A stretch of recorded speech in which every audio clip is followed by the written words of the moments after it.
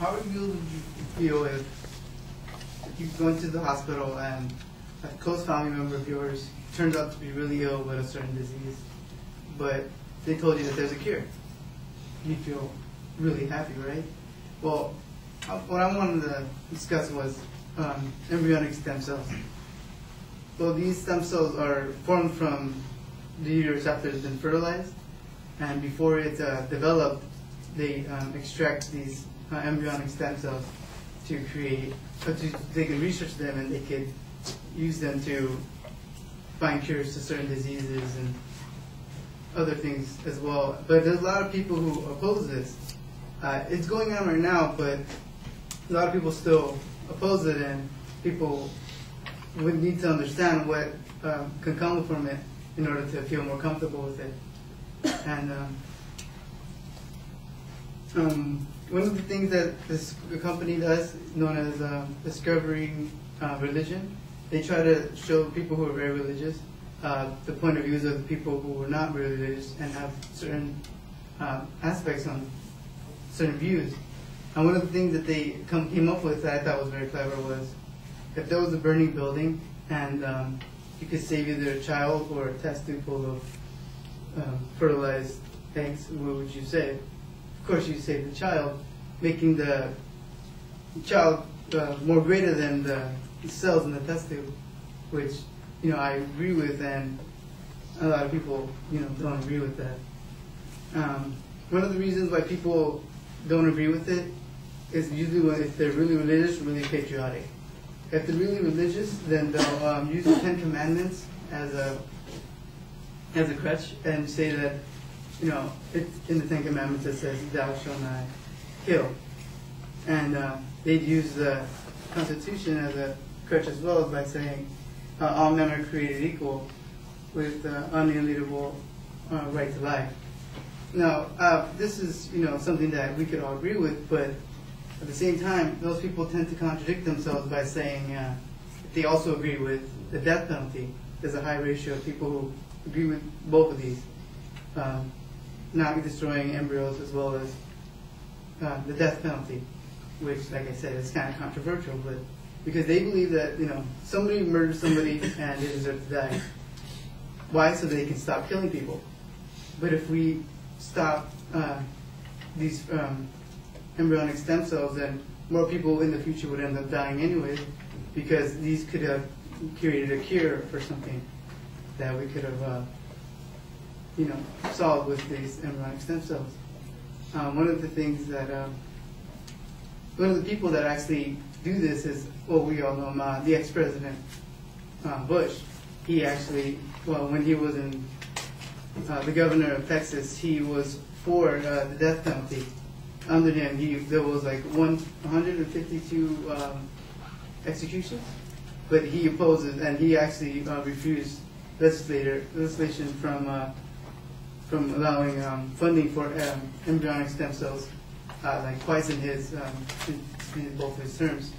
But once President Obama was elected, he actually he took away the ban of embryonic stem cells, and he allowed research to continue. And so hopefully in the future things will be a lot better. But another thing that, a lot of people say that there's alternatives to embryonic stem cells. One of the things was adult stem cells, which are from bone marrow. They extract the bone marrow and they use it to, repair tissue and other little things like that. But if they but the thing is, embryonic stem cells, they actually work a lot better in the long run because they could cure diseases such as like diabetes or a couple other things like Parkinson's disease, heart failure, spinal cord injuries. It's more sufficient if we use embryonic stem cells.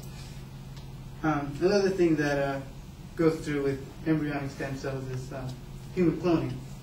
And human cloning is when they clone a human being, but we don't need to clone a human being. We just need to clone like certain body parts. So therapeutic cloning would be the alternative to that.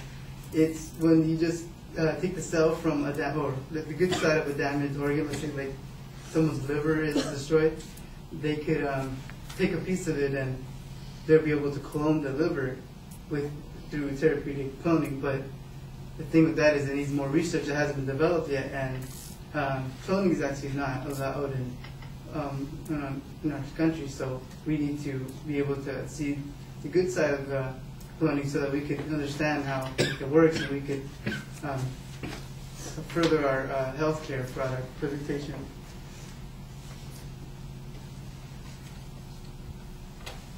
So, yeah, and if we can figure out where we stand on this embryonic stem cell research, we could further our development and hopefully cure a lot more people in the future. And our children will be able to live a lot better without having diabetes or things like that, or unless we want to stay in the closed, censored mind that a lot of religious people and patriotic people want to stay into. And the more we develop, the more broad our intelligence will become, and the further we could go through different stages in life, just health stages, and hopefully maybe even cure cancer one day. And that's my stance on embryonic stem cell research.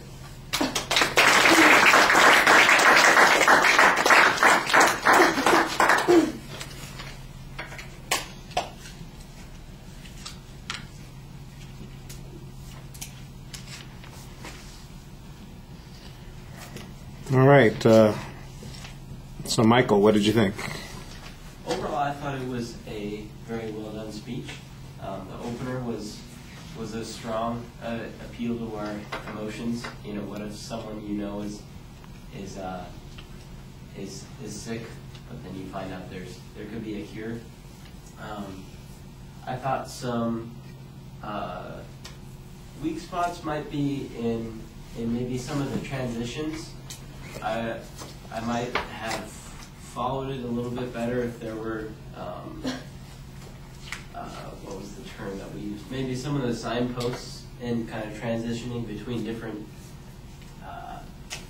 parts of your topic, rather than just kind of saying, and then another thing, and then another thing about this, and another thing about this.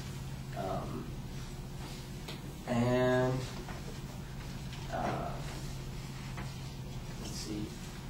Yeah, all the appeals to our logic, saying that, you know, this is kind of a no-brainer as far as you know, something that's good for finding cures for you know, possible diseases was good. The appeal to emotion was good. Some of the arguments were a little bit maybe misplaced, like kind of going out of your way to criticize the religious right, talking about the death penalty versus stem cell research was kind of like, are you supporting stem cell research, or are you just kind of wanting to, you know, criticize other people? But overall, I thought it was a fantastic speech. All right. I like the visualization at the beginning. I think it needs to be fleshed out a little bit to get more out of that emotional appeal and kind of put it in a context that makes some sense. There's a little bit of discussion about what the controversy was, but it's never as clear as it needs to be, and I think that you need a better setup of what the supporting structure is going to be. You need a much clearer preview. The visualization of the moral dilemma is an interesting idea. However, I think that there are some questions about the moral issue that get ignored. I kind of understand what Michael's saying. I think you go out of your way to make the argument about religion or about political issues as opposed to ethical standards. There are plenty of ethicists who have issues with this procedure, and they don't necessarily base it on religious grounds. And you basically have no discussion of that. It's just, let me talk about how those hypocrites who oppose this also like the death penalty. And that doesn't seem to me to advance an argument that this is morally the correct thing to do. For example, the dilemma that you set up, which would you save, the baby or the other? Well, if I'm given a choice, I can only do one or the other. I can see why people might choose one,